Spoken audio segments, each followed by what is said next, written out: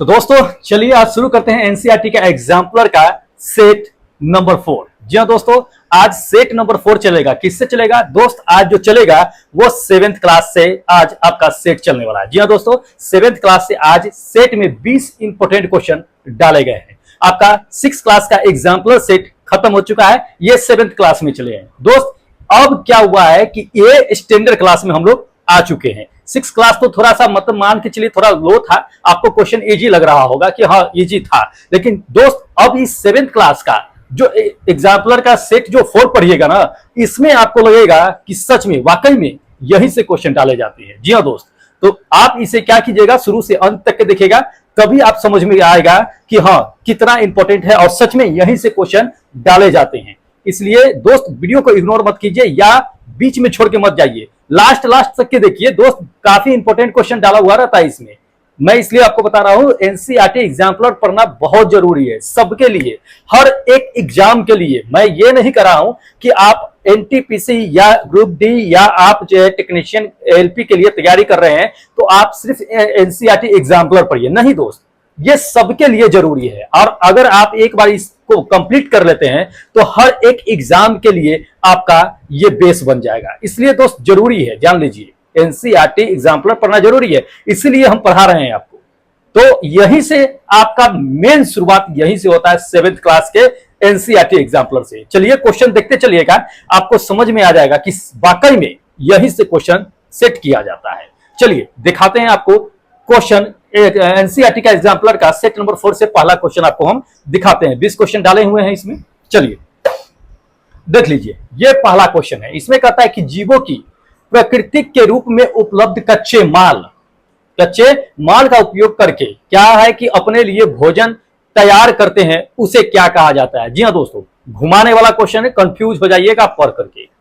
यहीं से क्वेश्चन डाला जाता है, यहीं से क्वेश्चन सेट भी किया जाता है, ध्यान रखिएगा, कंफ्यूज हो जाइएगा। एक बार और आप क्वेश्चन पढ़ लीजिए, क्या कह रहा है कि जीवों के प्राकृतिक के रूप में, ध्यान रखिएगा, प्राकृतिक के रूप में कह रहा है उपलब्ध सरल कच्चे माल का उपयोग करके जीव अपने लिए क्या करते हैं कि भोजन तैयार करते हैं, तो उसे क्या कहा जाता है? तो प्रकृति में जितने भी चीज उपलब्ध है, पेड़ पौधे से लेकर के जीव जंतु तक के, जो अपना भोजन खुद तैयार कर रहा है दोस्त, उसे क्या कहेंगे? तो जो भी अपना भोजन तैयार करता है, खुद तैयार करता है, दूसरे पर आश्रित नहीं रहता है, उसको क्या कहेंगे? अब बता दीजिए दोस्त, उसे स्वपोषी कहते हैं। तो ध्यान रखिए, इसमें ऑप्शन मेरा क्या होगा? सेकेंड नंबर ऑप्शन होगा। समझ रहे हैं? तो इसको समझिए, यहीं से आपको क्या होगा कि सारा क्वेश्चन पकड़ में आएगा कि किसे क्या कहते हैं, नहीं कहते हैं। तो इसलिए ध्यान रखिए, शुरू से अंत तक के देखिएगा, क्वेश्चन आपको समझ में आएगा और वाकई में लगेगा कि सच में यहीं से क्वेश्चन सेट किया जाता है। चलिए दूसरा क्वेश्चन आपको दिखाते हैं। दूसरा क्वेश्चन देख लीजिए, ये दूसरा क्वेश्चन है, क्या कह रहा है इसमें कि निम्नलिखित में से किसके अनुपस्थिति में पत्तियों में प्रकाश संश्लेषण नहीं होगा? जी हाँ, वैसे कभी कभी पूछ देता है कि किसकी उपस्थिति में प्रकाश संश्लेषण होता है, लेकिन इसमें कह रहा है कि किसकी अनुपस्थिति में, कौन जो है इसमें से अगर मौजूद नहीं होगा तो प्रकाश संश्लेषण की क्रिया नहीं होगा। जी हाँ, पहला देख लीजिए, कहता है कि रक्षक कोशिका, क्या ये नहीं रहेगा तब प्रकाश संश्लेषण नहीं होगा। दूसरा नंबर कहता है क्लोरोफिल। तीसरा नंबर देख लीजिए, कहता है कि ऋतिका। चौथा इसमें कह रहा है आपको कोशिका के बीच जो है स्थान। दोस्त ध्यान रखिएगा, आपको हम बता देते हैं कि अगर क्लोरोफिल पत्तियों में जो क्लोरोफिल होता है दोस्त, अगर वो नहीं पाया जाएगा, क्लोरोफिल नहीं रहेगा तो प्रकाश संश्लेषण पॉसिबल नहीं है। क्लोरोफिल की अनुपस्थिति के बिना क्या, उपस्थिति के बिना प्रकाश संश्लेषण नहीं हो सकता है। ये सेकेंड नंबर क्लोरोफिल मेरा क्या होगा? ऑप्शन करेक्ट होगा। तो इसको ध्यान रखना है दोस्त। इसी तरह से बहुत सारे क्वेश्चन, इसमें 20 क्वेश्चन आपको डाले हैं जो काफी इंपॉर्टेंट है, तो शुरू से अंत तक के देखिएगा, आप बहुत सारा इसमें इंपॉर्टेंट क्वेश्चन देखने को आपको मिलेगा। चलिए अगला देख लीजिए, कहता है कि पीचर प्लांट जो कीटों को फंसाता है, वह मतलब क्यों फंसाता है? क्योंकि यह क्या होता है? दूसरा नंबर ऑप्शन देख लीजिए, क्योंकि यह क्या होता है कि यह विषमपोषी हो सकता है, इसलिए क्या करता है, कीटों को अपने जाल में फंसा लेता है। या दूसरा देख लीजिए, दूसरा नंबर कह रहा है कि नाइट्रोजन की कमी वाले मिट्टी जहां होते हैं वहां पे ये पौधे उगते हैं, इसलिए कीटों को फंसा लेते हैं। तीसरा नंबर कह रहा है इसमें कि इसमें क्लोरोफिल नहीं मौजूद होता है, इसलिए कीटों को फंसा लेते हैं। चौथा इसमें कह रहा है आपको कि इसमें मनुष्य जैसा पाचन तंत्र नहीं होता है, इसलिए कीटों को फंसा लेते हैं। दोस्त पीचर प्लांट कीटों को क्यों फंसाता है? ध्यान रखिएगा, पीचर प्लांट कीटों को फंसाता है मतलब कि कीट के खाने वाला होता है। यह क्या होता है कि कीट भक्षी पौधा होता है, ध्यान रखिएगा। कीट भक्षी पौधा होता है तो वो कीटों को क्यों फंसाता है, ध्यान रखिएगा। आपको हम बता देते हैं कि कीटों को इसलिए फंसाता है ना दोस्त, कि ये पौधे होते हैं, ये वहां पे उगते हैं जहां पे नाइट्रोजन की कमी होती है। नाइट्रोजन जहां पे नहीं पाया जाता है, बहुत कम मात्रा में नाइट्रोजन मौजूद होता है, वैसे जगहों पे ये पिचर प्लांट क्या होता है कि उगते हैं। तो उनमें क्या होता है कि पिचर प्लांट तो उस जगह पे उगते हैं, लेकिन उनमें क्या होता है कि नाइट्रोजन की कमी होती है। उसी नाइट्रोजन को पूरा करने के लिए क्या करते हैं दोस्त, कि यह क्या करते हैं कि जितने भी कीट होते हैं उसको क्या करते हैं कि पकड़ते हैं और अपने अंदर खा लेते हैं, चूस लेते हैं, फिर उसको जो है छोड़ देते हैं। तो वो उससे क्या करते हैं कि नाइट्रोजन की कमी को पूरा करने के लिए पिचर प्लांट कीट को फंसाता है, ध्यान रखिएगा। अगर आप देखना चाहते तो बता देते हैं, जैसे ये देख लीजिए, ये क्या है कि ये कीट भक्षी पौधा है, ठीक है। इसके अंदर कीट जाते ही ये अपना मुंह बंद कर लेता है, कीट को अपने अंदर क्या कर लेता है, फंसा लेता है, कीट इसके अंदर मर जाता है, फिर इससे नाइट्रोजन चूस करके उसको फिर जो है मुंह खोल दिया जाता है, फिर इसको बाहर कर दिया जाता है, ध्यान रखिएगा। तो ये वैसे ही जगह पर पाया जाता है जहां पे नाइट्रोजन नहीं होता है, ठीक है। चलिए अगला क्वेश्चन देख लीजिए दोस्त। अगला क्वेश्चन दे दिया है कि खमीर, मशरूम और ब्रेड पर कहता है आपका मोल्ड में पोषण के तरीके के इस्तेमाल किया जाने वाला शब्द क्यों कौन सा होता है। तो ध्यान रखिएगा, पहला आपको क्या कह रहा है कि स्वपोषी होता है, दूसरा कीटभक्षी होता है, तीसरा नंबर आपको कहता है मृतजीवी, या चौथा कहता है परजीवी।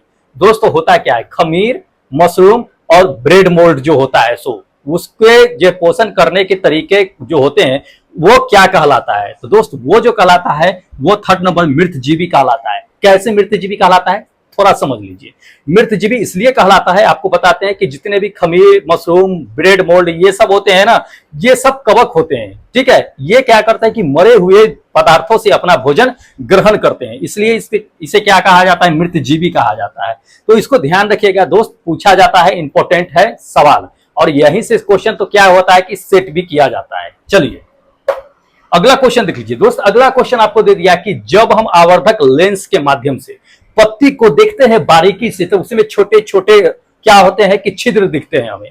उन छिद्रों को कौन मतलब क्या कहते हैं, किस शब्द का इस्तेमाल करते हैं उन छिद्रों के लिए। तो ध्यान दीजिए, पहला नंबर कहता है कि रंध्र, दूसरा नंबर आपको कह रहा है कि पटल, तीसरा नंबर कहता है मध्य सीप, और चौथा नंबर आपको कह रहा है कि सिरा। दोस्त वो छोटे छोटे पत्ती में जो छिद्र होते हैं उसे क्या कहते हैं, ध्यान रखिएगा, उसे जो कहते हैं रंध्र कहते हैं। ये फर्स्ट नंबर एस्टोमेटा, छोटे छोटे होल होते हैं दोस्त। उस इसी रंध्र के माध्यम से क्या होता है कि वातावरण से पेड़ पौधे क्या करते हैं कि कार्बन डाइऑक्साइड को अपने अंदर लेते हैं, और अंदर प्रकाश संश्लेषण की क्रिया करने के बाद जब भोजन तैयार होता है उसके अंदर, तो ऑक्सीजन को उसी रंध्र के माध्यम से बाहर छोड़ते हैं, जिसे हम लोग ग्रहण करते हैं। तो ध्यान रखिएगा, हो सकता है कि इंग्लिश में भी एस्टोमेटा दे दे या रंध्र भी दे सकता है, तो ये इंपॉर्टेंट है और पूछे भी जाते हैं। आप लोग भी एग्जाम दिए हुईएगा तो आपको समझ में आता होगा। चलिए अगला क्वेश्चन देख लीजिए दोस्त। अगला क्वेश्चन दे दिया है कि दो जीव अच्छे मित्र हैं, दो जीव अच्छे मित्र हैं और साथ में रहते हैं। एक जीव क्या करता है कि दूसरे जीव पर आश्रय है, एक दूसरे पर आश्रय है। पहला क्या करता है कि पानी, खनिज, लवण, पोषक तत्व जो भी होता है वो ला करके दूसरे मित्र को दे देता है। दूसरा मित्र क्या करता है कि भोजन तैयार करके वो पहले मित्र को दे देता है। तो ये आदान प्रदान जो करता है वे किस संघ के अंतर्गत आते हैं ये बताना है। जी हाँ, दोनों में दोस्ती सोचिए कितना गहरा है। चलिए संघ का नाम पूछा जा रहा है तो बता दीजिए कि संघ का नाम किसे क्या कहते हैं। पहला ऑप्शन देख लीजिए, पहला कह रहा है कि सेप्रोफाइट कहते हैं, दूसरा कहता है कि परजीवी कहते हैं, तीसरा नंबर कह रहा है कि ऑटोट्रॉफ कहते हैं, या चौथा इसमें कह रहा है कि सिम्बियोसिस कहते हैं। क्या कहा जाता है ध्यान रखिए, आप में या हम लोगों में क्या ऐसे कोई मित्र है कि हम किसी को दाल, चावल, आटे अगर दे दे तो दूसरा मित्र खाना बना करके मुझे दे दे, ठीक है। और ये गहरी दोस्ती इसी किस संघ के अंतर्गत आता है, यही इसमें पूछा जा रहा है दोस्त। ध्यान रखिएगा, ये फोर्थ नंबर मेरा ऑप्शन करेक्ट होगा। क्या सिम्बियोसिस कहलाता है। इसी संघ के अंतर्गत इस तरह के जितने भी जीव होते हैं दोस्त, ये आपका क्या कहलाते हैं, सिम्बियोसिस जो है कहलाते हैं। ये इसी संघ के अंतर्गत आता है, ध्यान रखिएगा। तो दोस्त इस तरह के सवाल जो है काफी पूछे जाते हैं और पूछे जाएंगे। अब की बार तो खैर कंपटीशन टफ है, जानती ही है, वैकेंसी कम है, लेकिन उम्मीद रखिए कि वैकेंसी इंक्रीज भी की जा सकती है, ठीक है। वेट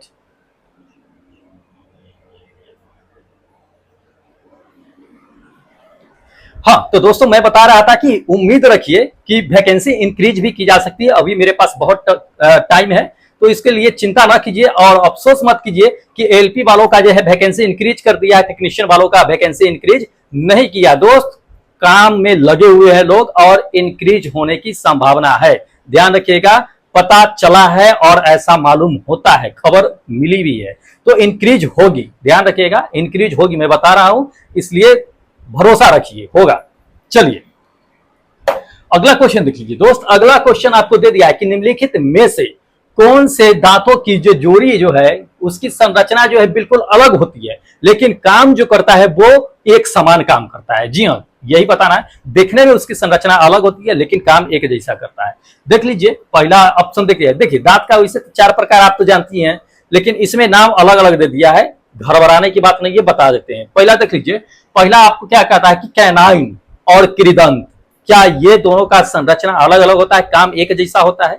या दूसरा नंबर आपको दे दिया है कि मोलर्स और प्री मोलर्स, क्या ये होते हैं?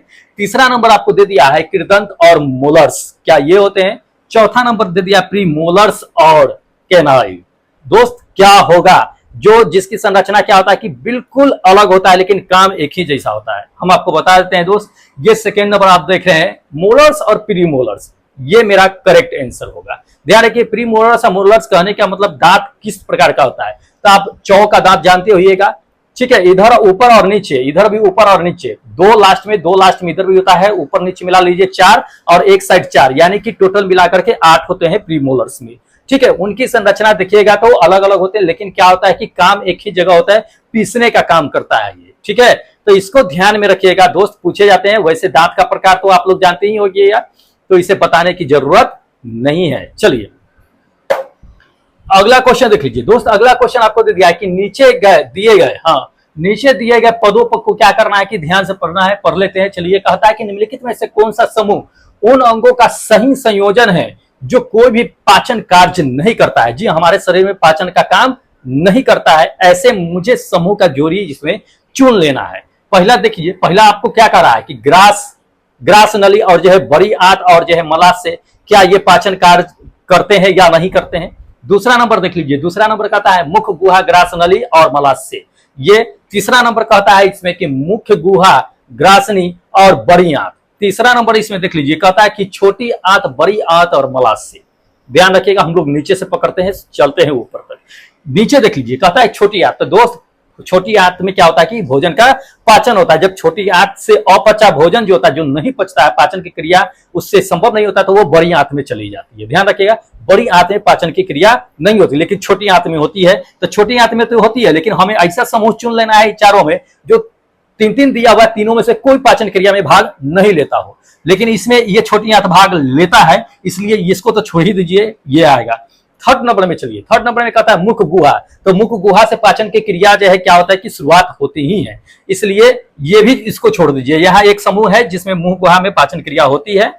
आगे बढ़िए, हमको पकड़ में आ गया, वहीं छोड़ देंगे। दूसरा नंबर देख लीजिए, दूसरा नंबर कहता है मुंह गुहा, इसमें भी पाचन क्रिया होती है, इसे भी छोड़ दीजिए। आखिर होगा क्या, तो ये फर्स्ट नंबर मेरा ऑप्शन होगा क्या, ग्रासनी और बड़ी आंत और मलाशय। ध्यान रखिएगा, ग्रासनी, बड़ी आंत और मलाशय। आपको हम बताते हैं ग्रासनी क्या होता है। ग्रासनी जब भोजन करते हैं तो धीरे धीरे क्या होता है कि यह जो है अंदर पेट में चला जाता है। ग्रासनी उसको धक्का दे करके क्या करता है कि पेट के अंदर भेजने का काम करता है, यह पाचन क्रिया में भाग नहीं लेता है, ध्यान रखिएगा। और बड़ी आंत क्या होता है कि बड़ी आंत जब छोटी आंत से अपचा भोजन पदार्थ जो होता है, भोज्य पदार्थ, वो बड़ी आंत में आ जाता है, तो ये तो होगा नहीं। उसके बाद आपका मलाशय। मलाशय क्या होता है कि जो भोजन पच उच गया, उसके बाद जो है क्या होता है जठर, मतलब कि जो बच जाता है अवशेष, वो उसे मल द्वार से क्या किया जाता है कि बाहर निकाल दिया जाता है, तो पाचन क्रिया में भाग नहीं लेता है। इसलिए ये मेरा क्या है कि तीनों ऑप्शन करेक्ट होगा क्वेश्चन के अकॉर्डिंग, ध्यान रखिएगा। चलिए अगला क्वेश्चन देख लीजिए दोस्त। अगला क्वेश्चन आपको दे दिया है कि निगला हुआ भोज्य आहार नली में नीचे की ओर क्यों जाता है? जी हाँ, अगर हम कोई भोज्य पदार्थ निगल लेते हैं तो वह नीचे की ओर ही क्यों चला जाता है? हो सकता है ऊपर भी तो आ जाना चाहिए, जैसे कि वोमिटिंग होता है तो ऊपर आ जाता है ना, लेकिन हम कोई भोज्य पदार्थ खाते हैं तो उस समय क्या होता है कि वह नली के सहारे नीचे ही क्यों चला जाता है, यही इसमें सवाल में पूछा गया है। देख लीजिए कितना टॉप क्वेश्चन है, और अभी तो 7th क्लास का ही पढ़ा रहे हैं। अगर हम 9th 10th में गए तो सोचिए कितना टफ क्वेश्चन पूछा जाता है। तो दोस्त यहीं से क्या होता है कि आपका एनसीईआरटी एग्जाम्पलर से बहुत सारे क्वेश्चन सिलेक्ट किए जाते हैं, इसलिए इसे क्या करना है दोस्त, ध्यान में रखना है। ठीक है,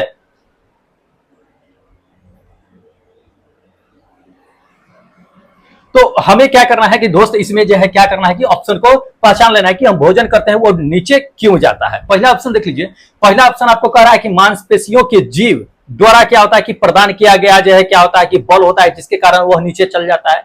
क्या ये सही है? दूसरा नंबर देख लीजिए, दूसरा नंबर आपको कहता है कि भोजन के साथ लिया गया पानी क्या करता है कि पानी के प्रभाव के साथ जो है क्या होता है कि भोज्य पदार्थ जो है नीचे की ओर चला जाता है। दोस्तों जो भोजन जो करते हैं तो क्या हमेशा हम पानी पीते रहते हैं? नहीं ना, तो कभी कभी प्यास की जरूरत, पानी की जरूरत होती है, जिस भोजन अटक रहा होता है तब हम पी लेते हैं, तो उसके सहारे वो नीचे चला जाता है। लेकिन अगर ऐसे नॉर्मली हम भोजन खाते तो वो नीचे चला जाता है, यही तो कारण पूछा जा रहा है। थर्ड नंबर में देख लीजिए, थर्ड नंबर में आपको क्या कह रहा है कि गुरुत्वाकर्षण के खिंचाव की वजह से चला जाता है। क्या ये पॉसिबल है? या चौथा नंबर आपको कह रहा है इसमें कि भोजन नली की दीवार में मांसपेशी का संकुचन होता है, जिस वजह से क्या होता है कि भोजन शरीर के अंदर निगला हुआ चला जाता है। दोस्त क्या होता है, ध्यान रखिएगा, इन सभी चारों में ऑप्शन जो होगा, मेरा करेक्ट ऑप्शन जो होगा ये फोर्थ नंबर होगा। क्या होगा? भोजन के नली के दीवार में मांसपेशियों का संकुचन। जब भोजन हम करते हैं तो भोजन करने के दौरान क्या होता है कि अंदर जाता है, उसके बाद उस मांसपेशियों का संकुचन होता है, जिसको हम क्या कहते हैं, संकुचन या और शिथिलन कहता है। मतलब प्रसार और संकुचन जो होता है सो वो होते चला जाता है, जिसके कारण क्या होता है कि भोजन जो है धीरे धीरे धीरे धीरे नीचे चला जाता है। तो ये क्रिया होती है जिसकी वजह से क्या होता है, भोजन नली के अंदर चला जाता है, निगला हुआ जो होता है। तो जी ये फोर्थ नंबर मेरा ऑप्शन बिल्कुल करेक्ट है। तो इसको ध्यान में रखिएगा। देखिए कितना टॉप क्वेश्चन पूछे जाते हैं दोस्त इसमें। चलिए अगला क्वेश्चन देख लीजिए दोस्त। अगला क्वेश्चन दे दिया है कि पेट में मौजूद एसिड, अपने पेट में जो मौजूद एसिड होते हैं, जो हाइड्रोक्लोरिक एसिड देखते हैं, HCl होता है वो, ठीक है। तो ध्यान रखिए वो क्या काम करता है। पहला ऑप्शन देख लीजिए, पहला ऑप्शन आपको क्या कर रहा है कि हानिकारक बैक्टीरिया को मारता है और जो भोजन के साथ पेट में प्रवेश कर सकते हैं, ठीक है। क्या ये करते हैं? या दूसरा नंबर में देख लीजिए, दूसरा नंबर में आपको कहता है पेट की परत, पेट की परत को हानिक पदार्थ से क्या करता है कि बचाता है। या तीसरा नंबर आपको कहता है कि स्टार्च के सरल शर्करा में जो है पचता है ये। या चौथा नंबर कहता है कि माध्यम से माध्यम को क्या करता है कि क्षारीय बना देता है। क्या पेट में मौजूद एसिड क्या करता है? ध्यान रखिएगा, पेट में मौजूद एसिड जो होता है वो भोजन पाचन में तो मदद करता ही है, ध्यान रखिएगा। क्या दूसरी नंबर बात की भोजन पाचन में मदद करने के साथ साथ भोजन के साथ जितने भी क्या होती है बैक्टीरिया हमारे शरीर में जाते हैं, उस एसिड से क्या होते हैं कि उसको मार देते हैं, खत्म कर देते हैं, और वो भोजन पचाने में भी मदद करते हैं, ध्यान रखिएगा।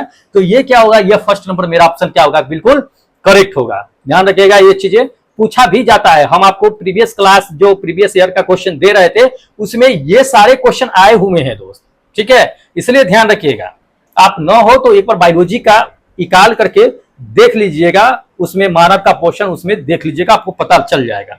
चलिए अगला क्वेश्चन देख लीजिए दोस्त। अगला क्वेश्चन दे दिया है कि अमीबा में क्या होता है कि उंगली जैसी जो है क्या होती है कि संरचना होता है जो भोजन को निगलने में मदद करती है, ठीक है, भोजन को निगलने में मदद करती है। हालांकि मानव के आंत में उंगली जैसी संरचना होती है, वो क्या करती है, ठीक है, उंगली जैसी संरचना होती है, वो क्या करती है, हम आपको बिल्कुल फोटो के माध्यम से बिल्कुल समझाएंगे।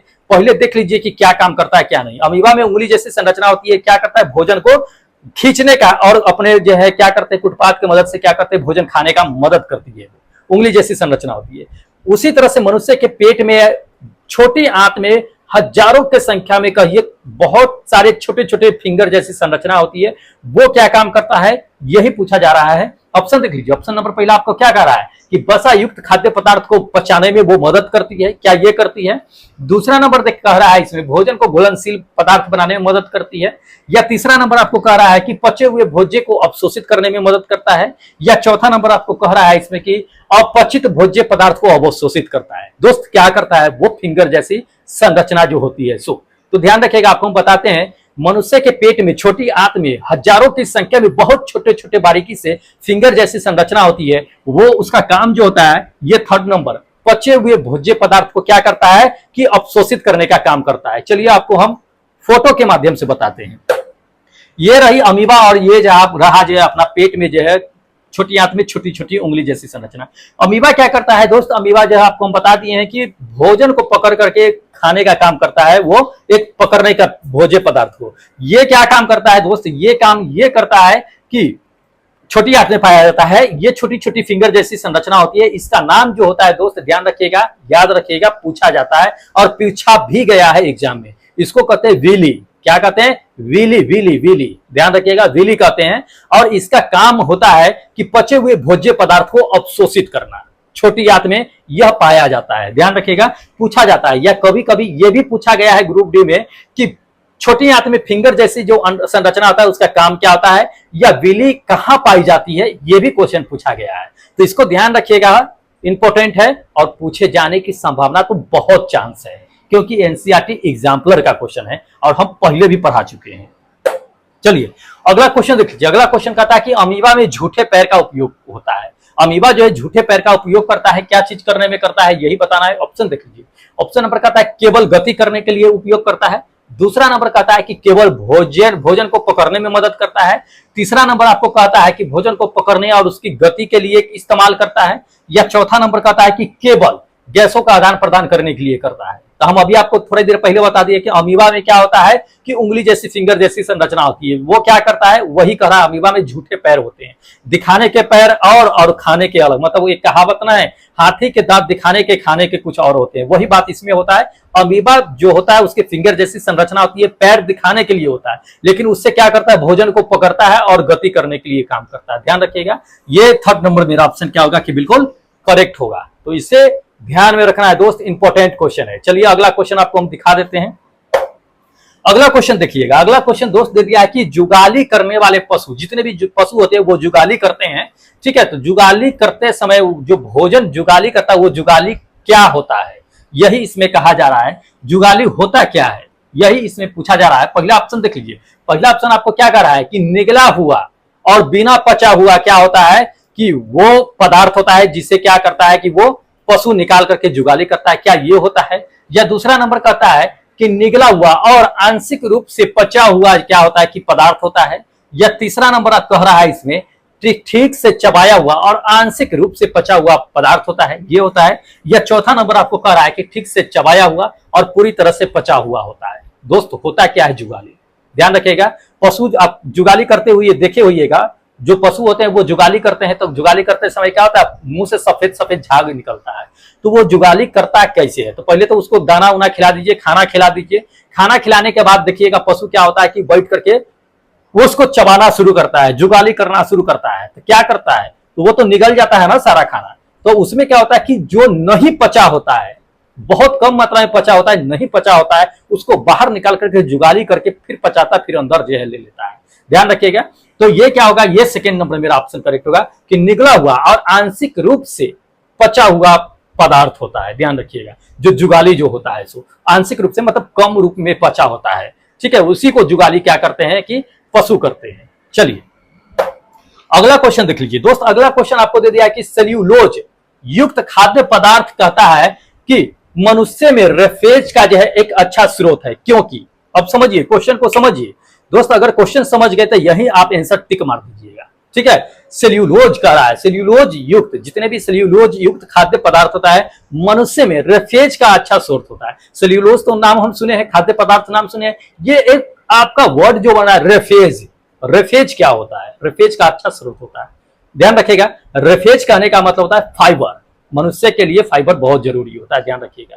तो सेल्यूलोज खाद्य पदार्थ जो होता है मनुष्य में एक क्या है कि फाइबर का एक अच्छा स्रोत होता है। क्यों होता है ये समझ लीजिए, फाइबर के लिए। तो ध्यान रखिए, आपको हम बता देते हैं कि मनुष्य सेल्यूलोज को नहीं पचा सकता है।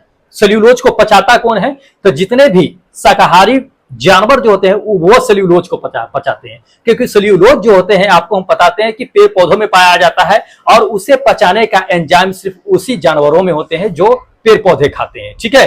मनुष्य में सेल्यूलोज पचाने की एंजाइम होता ही नहीं है, तो नहीं पचता है। तो ये रेफेज यानी फाइबर जो होता है वो फाइबर के रूप में शरीर में जाता है और जो खाते हैं उसी रूप में बाहर निकल भी जाता है, ध्यान रखिएगा। तो फाइबर का एक अच्छा स्रोत उसे माना जाता है। तो ये फर्स्ट नंबर मेरा ऑप्शन करेक्ट होगा कि मनुष्य में सेल्यूलोज को पचाने वाला कोई एंजाइम होता ही नहीं है, ठीक है। चलिए अगला क्वेश्चन देख लीजिए।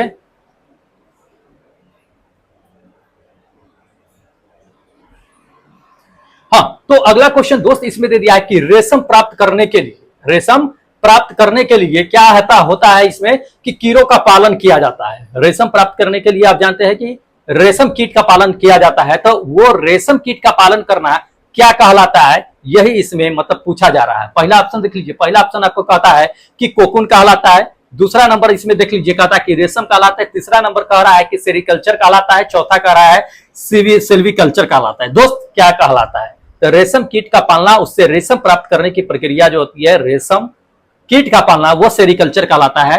ये थर्ड नंबर मेरा ऑप्शन क्या होगा कि बिल्कुल करेक्ट होगा। तो इसको ध्यान में रखिएगा, इंपॉर्टेंट है और पूछे जाते हैं रेशम कीट वाले सवाल। चलिए अगला क्वेश्चन देख लीजिए दोस्त। अगला क्वेश्चन आपको क्या कह रहा है, इसमें ध्यान दीजिएगा कि निम्नलिखित में से कौन सा एक रेशम का प्रकार नहीं है। जी हाँ, रेशम का प्रकार नहीं है, यही पूछा जा रहा है। पहला देख लीजिए कहता है सहतूत रेशम, ये प्रकार नहीं है रेशम का।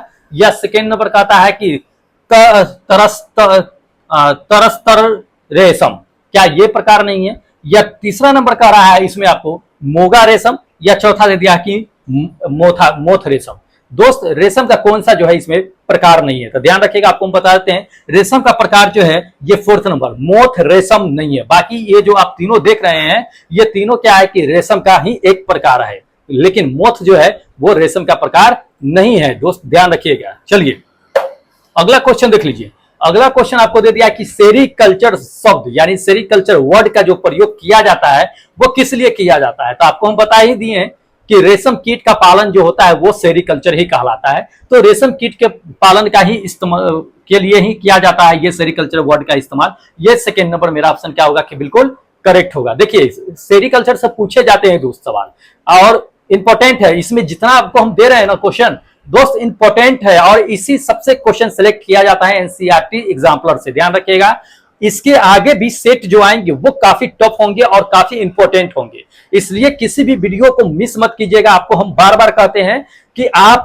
वीडियो के साथ ही अपना नोट्स तैयार करते चलिएगा। एग्जाम्पलर का एक नोट्स आपका बन जाएगा जो बिल्कुल निःशुल्क हम आपको दे रहे हैं, कोई पैसा नहीं ले रहे हैं, बिल्कुल फ्री में आपको हम दे रहे हैं, इसलिए इसे मिस मत कीजिए दोस्त, ध्यान रखिए, काफी इंपॉर्टेंट है।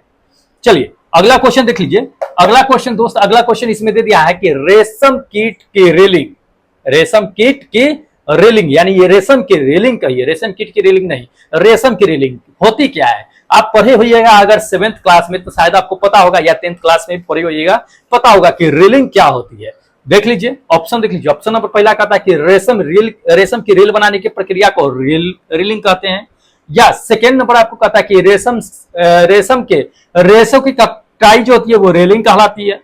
या तीसरा नंबर आपको दे दिया है कि रेशम के कपड़े की बुनाई रेलिंग कहलाती है। या चौथा नंबर आपको दे दिया है कि कोकून से रेशम के धागे निकालने की प्रक्रिया को रेलिंग कहते हैं। दोस्त रेशम की रेलिंग कहते किसे हैं, रेलिंग कहते किसे, ये जानिए, ध्यान रखिएगा। आपको हम बता देते हैं रेलिंग जो होता है ये फोर्थ नंबर मेरा ऑप्शन करेक्ट होगा। फोर्थ नंबर कोकून से क्या होता है कि रेशम के धागे को निकालने की प्रक्रिया क्या कहलाती है, रेलिंग कहलाती है। ध्यान रखिएगा इस चीज को, आपको हम बता देते हैं इसमें होता कैसे है।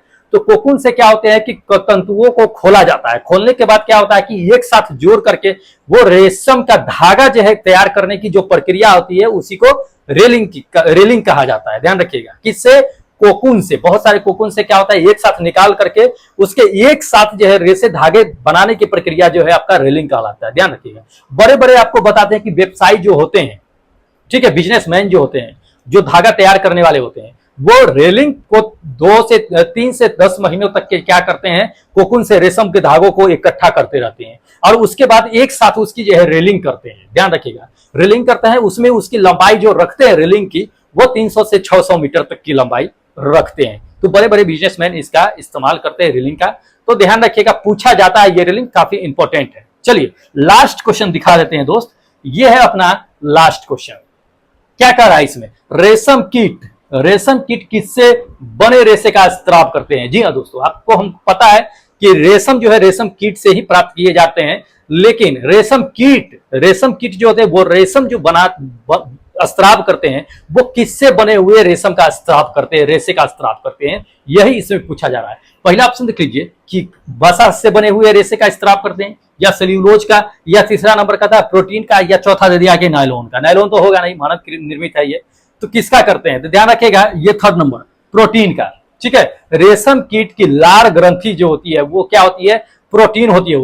उसमें कौन सी प्रोटीन होती है, सेरिसिन और फाइब्रोइन, ये क्या होती है कि प्रोटीन होती है। उससे से क्या होती है कि रेशे स्त्राव करते हैं रेशम कीट जो होते हैं। तो इसको ध्यान में रखिएगा दोस्त, काफी इंपॉर्टेंट है और पूछे जाने की संभावना है। ठीक है, तो दोस्त ये था अपना 20 बहुत बहुत इंपॉर्टेंट क्वेश्चन, और आने वाला जो क्वेश्चन का सेट देंगे दोस्त वो भी काफी इंपॉर्टेंट होगा। ध्यान रखिएगा, यहां से तो खेल शुरू ही हुआ है, इसलिए दोस्त इसे वीडियो को मिस मत कीजिएगा। अगर अभी तक दोस्त आप चैनल सब्सक्राइब नहीं किए हैं तो चैनल को सब्सक्राइब कर लीजिए। ठीक है, और इस सब का अगर आपको पीडीएफ चाहिए तो टेलीग्राम से ज्वाइन हो लीजिए।